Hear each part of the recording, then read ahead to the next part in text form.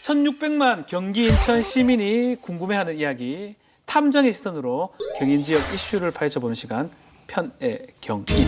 자, 오늘 주제가 뭡니까?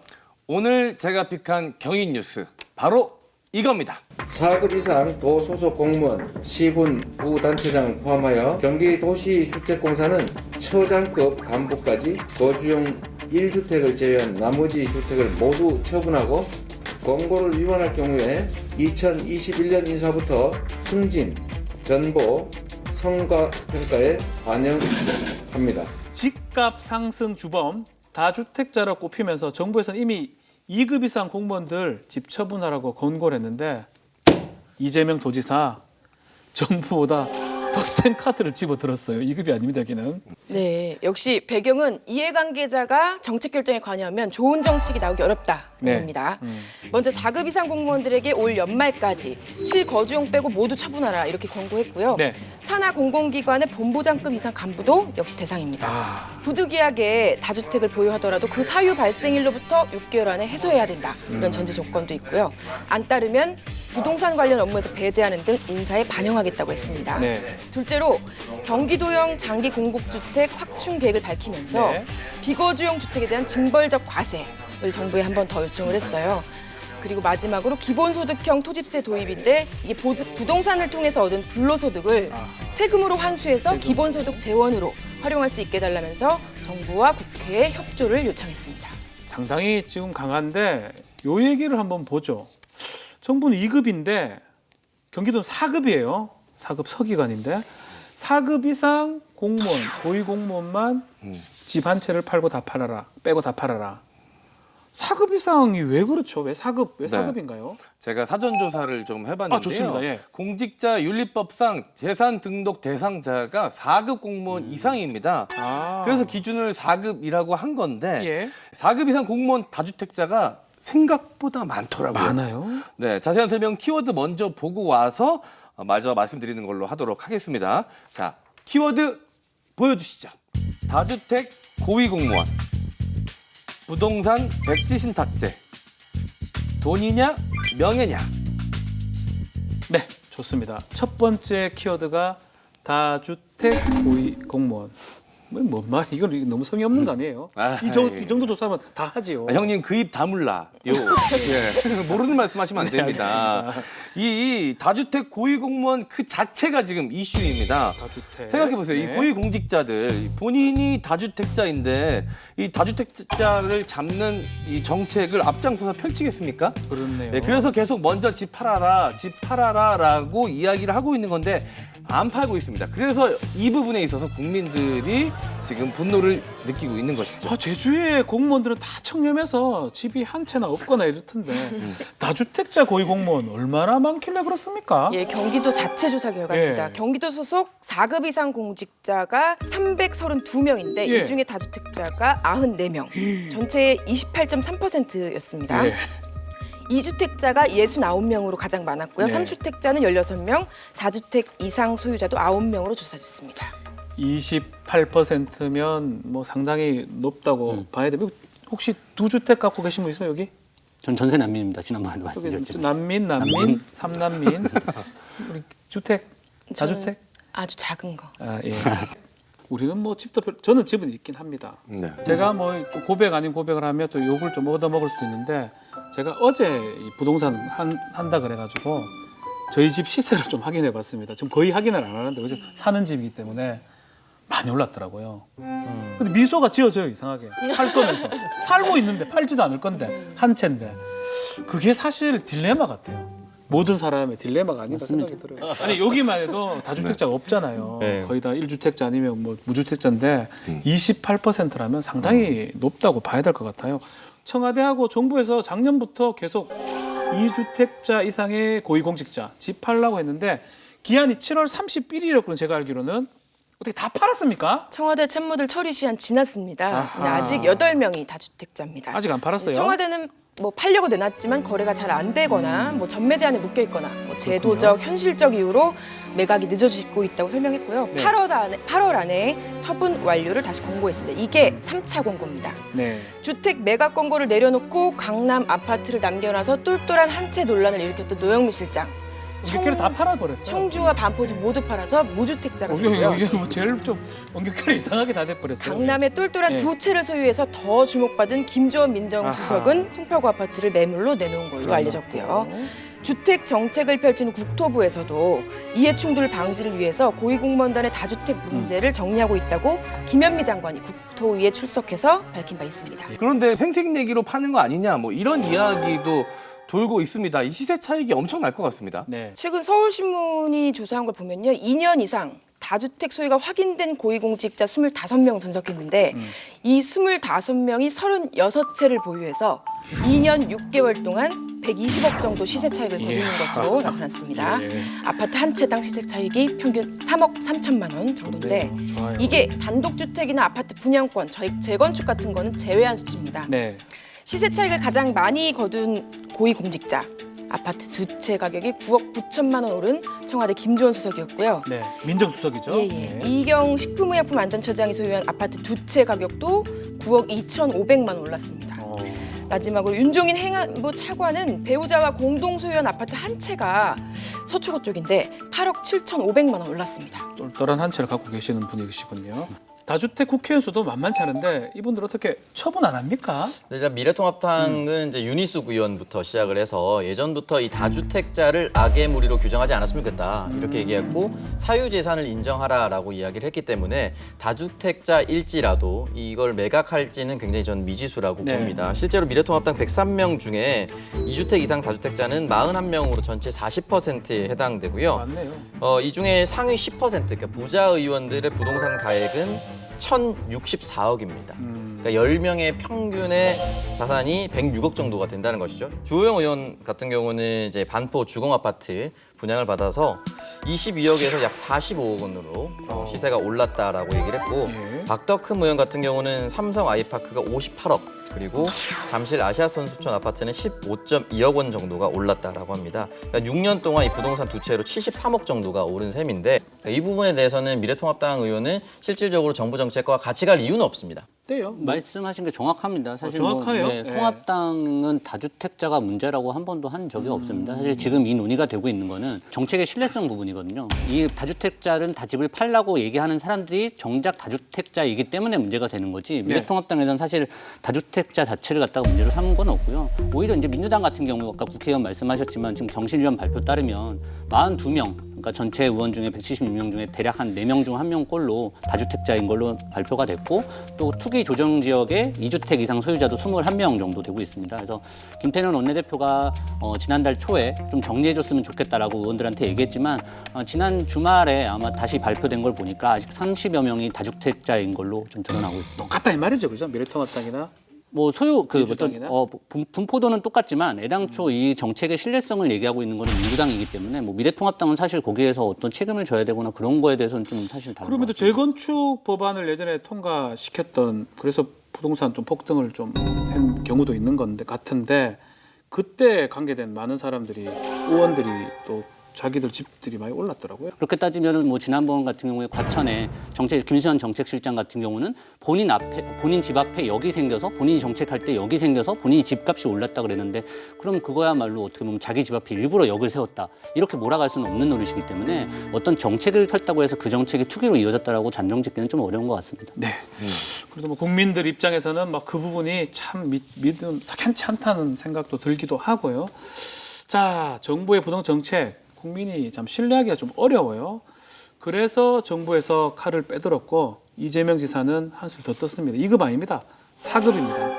4급 이상 고위공직자 인사 불이익을 주겠다 하면서 정부의 부동산 백지 신탁제 도입을 촉구를 했어요. 네, 그래서 제가 뽑은 두 번째 키워드가 바로 부동산 백지 신탁제입니다. 네. 이재명 경기도지사가 본인의 SNS를 통해서 이 좋은 부동산 정책을 만들려면 이해관계가 개입되지 말아야 한다라고 하면서 이 부동산 백지 신탁제 입법을 촉구했습니다. 임시장원 열심히 하는 건 제가 알고 있지만 네. 부동산 백지 신탁제 네. 쉽지 않은데 이거 내용은 알고 있습니까?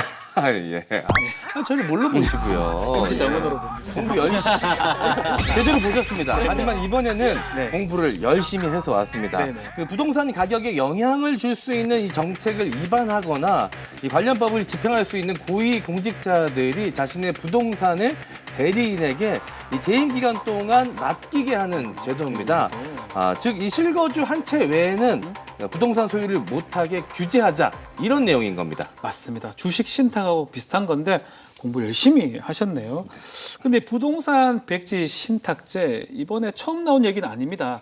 2005년에 통과된 공직자윤리법 개정안에서 논의가 됐었거든요. 근데 실제 입법이 안 된 거. 왜 거지부지하게 된 거죠? 일단 2005년에는 공직자윤리법 개정안을 통해서 네. 주식 백지 신탁제는 이제 도입이 됐습니다. 됐었죠. 이제 업무와 관련된 주식을 3천만 원 이상 보유할 수가 없고 그 이상일 경우 직접 매각하거나 금융회사에 맡겨야 한다. 그럼 결국은 다 처분해야 된다는 내용인데요. 이 부분에 대해서는 부동산 백지 신탁제도가 당시 채택되지 않은 부분은 업무와 관련성을 연관짓기가 좀 어렵다. 네. 그러니까 자신의 지역구라든지 뭐 자신의 정책이라든지 이런 부분 세세하게 좀 나누기 어렵다 이런 부분이었죠.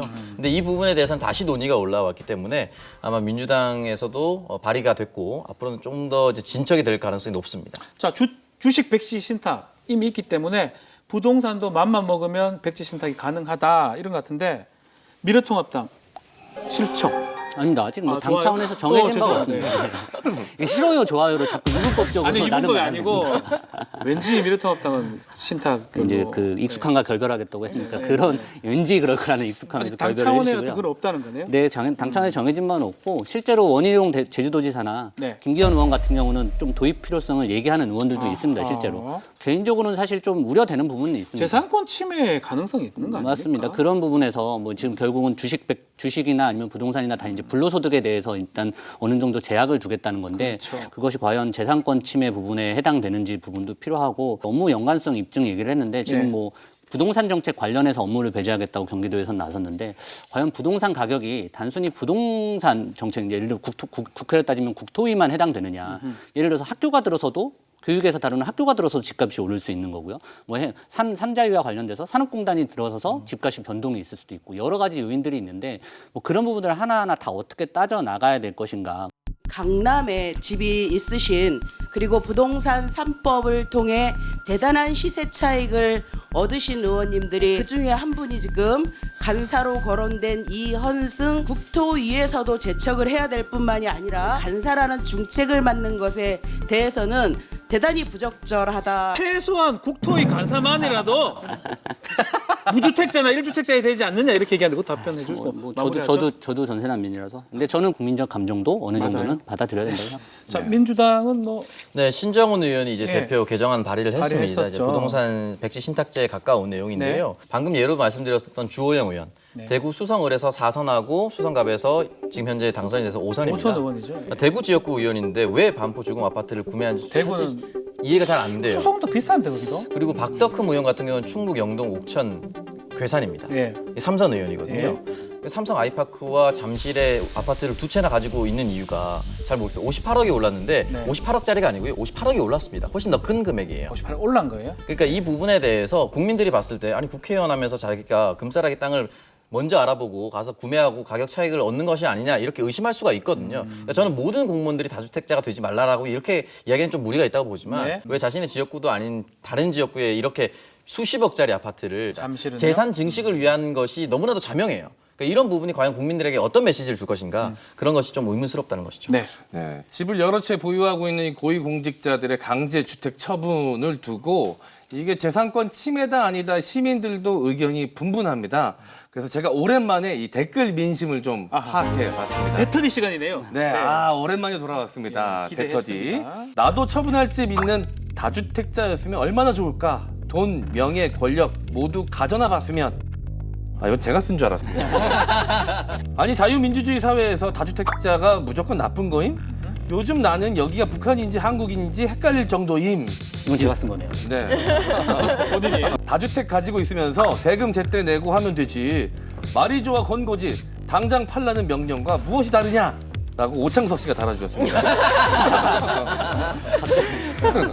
그렇습니다. 온라인에도 보면 뭐 다 일리가 있어요. 의견이 지금 팽팽한 그런 상황인데 또 한편으로는 고위공직자들이 가지고 있는 주택을 처분한다 해서 일반 국민한테 그 효과가 돌아가겠느냐. 이거 전형적인 포퓰리즘 정책이다. 비판 목소리도 있는 게 사실이거든요. 자, 두 분한테 여쭤보겠습니다. 어떻게 보십니까? 좀 우스갯소리로 나오는 얘기지만 청와대 천모진이 지금 집을 급매물로 내놓고 있기 때문에 그걸 사는 사람들에게도 효과가 조금 있을 겁니다. 아마. 비아냥 거 아닙니까? 이거 주변에 진짜 많습니다. 조롱하고. 근데 저는 지금 이게 포퓰리즘으로 논의가 되고 있는 건 사실 청와대 책임이 가장 크다고 생각합니다. 네. 애당초 노영민 비서실장이 뭐 청주 말고 반포라고 했다가 졸지에 무주택자가 잘못 되고 팔아가지고요. 예. 그 청와대가 본인들의 정책을 추진하면서 우왕좌왕했던 모습 자체가 쇼처럼 보이면서 이게 포퓰리즘이다. 결국은 보여주기식이 아니냐라고 비판을 얻을 수밖에 본인들이 스스로 자처한 면이 크다고 생각합니다. 포퓰리즘 같다라고 하시네요. 네. 포퓰리즘이라고 볼 수가 없는 것이죠. 만약에 네. 이것이 만약에 영속적인 정책 기조로서 이어나간다면은 앞으로 고위공직자가 되시려는 분들께 중요한 사인이 될 거라고 봅니다. 분명히 말씀드리지만 공급 정책으로서의 효과는 없을 겁니다. 왜냐하면 경기도 4급 이상 공무원이 332명인데 이 사람들이 무주택자도 40명이거든요. 네. 만약에 모두 두 채씩 가지고 있다면은 이 사람이 한 채씩 처분하면 경기도에 332채가 나와요. 이게 공급 정책으로서 크게 작용하지 않아요. 그런데 그렇겠죠. 중요한 건 어떠한 사인이 되는 것이냐. 고위공직자들이 만약에 이제 두 주택가 아닌 한 주택자가 된다라고 했을 경우에 한 주택자를 가지는 국민들의 마음을 누구보다 잘 알게 될 것입니다. 본인이 2주택자, 3주택자라면 이 마음을 절대 알 수가 없거든요. 네. 그리고 또 중요한 것이 경기도에서 경기도민을 대상으로 설문조사를 한 것이 있습니다. 네. 이 고위공직자에 대해서 다주택자 처분 어떻게 생각하느냐. 10명 중 7명이 찬성한다고 답변을 했어요. 그렇죠. 우리 공직자 아니니까요. 그런 부분이 아니라 이 고위공직자라는 것은 사회적으로 중요한 메시지를 내는 사람입니다. 예. 그렇기 때문에 솔선수범한다는 의미, 앞으로 꾸준히 이런 기조가 유지가 된다면 충분한 효과는 있을 것이라고 저는 생각합니다. 자, 어쨌든 이재명 경기도지사 백지 신탁제까지는 입법을 해야 되니까 갈 길이 멀었습니다.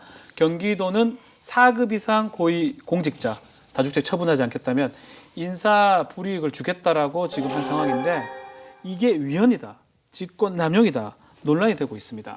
그래서 제가 뽑은 마지막 키워드가 네. 돈이냐 명예냐. 이런 노래 있잖아요. 돈 싫어, 명예 싫어, 따보다 음악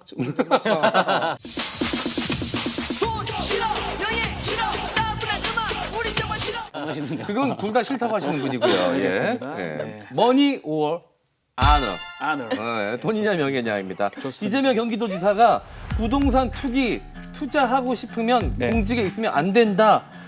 돈과 권력 중 하나만 가져야 한다라면서 이 부동산 사업하면서 돈을 벌 것인지 이 공직 생활을 하면서 명예를 가져갈 것인지 둘 중 하나만 선택하라고 이야기를 했습니다. 그런데 이 집을 안 팔면 처벌을 하겠다라는 것도 아니고 이 인사 고가에 반영한다는데 이게 그렇게 크게 문제가 되는 겁니까? 법조계에서는 위법 수지가 다분하다고 평가를 하는데요. 우선 헌법 7조 2항 네. 공무원의 신분과 정치적 중립성은 법률이 정하는 바에 보장된다. 그렇죠. 다음 23조 1항 모든 국민의 재산권은 보장된다. 이 두 조항에 배치된다는 겁니다. 재산을 불법적으로 취득하지 않았는데 돈이 많다고 인사에 불이익을 준다. 이게 말이 되냐는 거고요. 지방공무원법상으로도 인사관리는 능력의 실증에 따라 해야 하고 임용권자가 소속 공무원을 임용할 때 합리적 이유 없이 차별해서는 안 된다는 조항에도 배치된다는 지적입니다. 네, 지금 법조계에서도 논란이 되고 있는데 헌법상의 재산권 권리, 뭐 공공복리라든지 다른 여타 이유로 또 제한이 가능할 수 있도록 돼 있습니다. 뭐 양심의 자유라든지 표현의 자유 이런 거에 비해서는 좀 더 제한할 수 있도록 규정이 돼 있는데 그럼에도 불구하고 과도하게 제한하게 된다면 위헌이 되겠죠. 자, 두 분한테 여쭤볼게요. 다주택자 고위공무원 승진에 영향을 주는 것 타당합니까 이거? 저는 아니라고 봅니다. 아니라고 봅니까? 기본적인 건데요. 재산이 적다고 불이익을 받아도 안 되는 것처럼 반대로 재산이 많다고 불이익을 받아도 안 되는 게 민주주의의 기본 원칙입니다. 그러니까 이번에는 사실 이제 승진 요 부분에 대해서만 논의가 되고 있지만 만약 이런 아까 시그널이라고 하셨는데 공직 사회에서 이런 시그널이 계속되면 다른 분야에까지 다주택자가 완전 죄악시되는 완전 악으로 규정되는 경향이 분명히 사회에 번질 것이고요. 그다음에 이재명 도지사 같은 경우는 이제 다음번 대선 출마를 예고한 상황인데 만약에 이후에 다른 도지사가 왔을 때 이 정책을 영속적으로 가져갈 수 있느냐의 부분도 사실은 따져봐야 되기 때문에 지금 부동산 정책 실패를 다주택자의 탓으로 돌리는 좀 나쁜 행정 중에 하나다. 오히려 이거보다는 근본적인 좀 대책을 마련해야 되지 않겠나 생각합니다. 아니 제가 개인 사무실을 이제 이사를 하면서 월세에서 월세로 옮기는 건데 이제 인테리어를 좀 해야 돼가지고 알아보다가 싸게 하려고 자재를 구하려 제가 직접 발품을 팔았거든요. 그렇게 해서 제가 절약한 돈을 따져보니까 한 몇십만 원 정도 되더라고요. 그때 제가 뉴스를 봤습니다. 모 정치인이 시세 차익으로 몇십억 23억이요? 그 뉴스를 딱 접했거든요. 그 순간 속상하죠. 아, 제가 했던 그 노동의 가치가 굉장히 폄하되는 느낌? 그렇죠. 예, 가치가 좀 무너지는 느낌이 좀 들더라고요. 부동산이라는 게 좀 그런 것 같습니다. 맞습니다. 네. 불로소득이니까요, 사실은. 우리 막점 맞고 식구들한테 여쭤볼게요. 돈이냐 명예냐 둘 중에 선택하라면 뭘 선택할 것 같아요? 역시 돈이죠. 역시 돈이죠.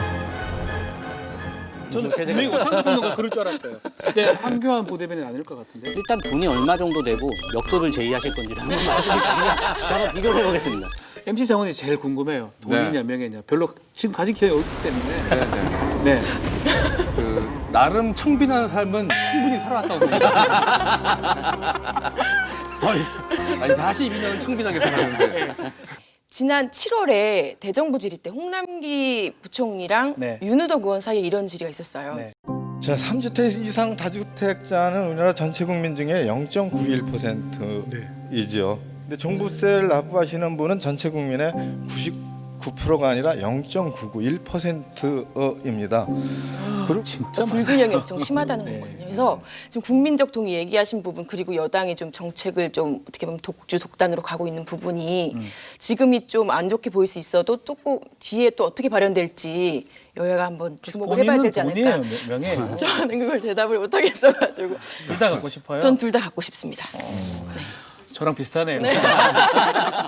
내 집 사는 것이 아니라 사는 곳이다.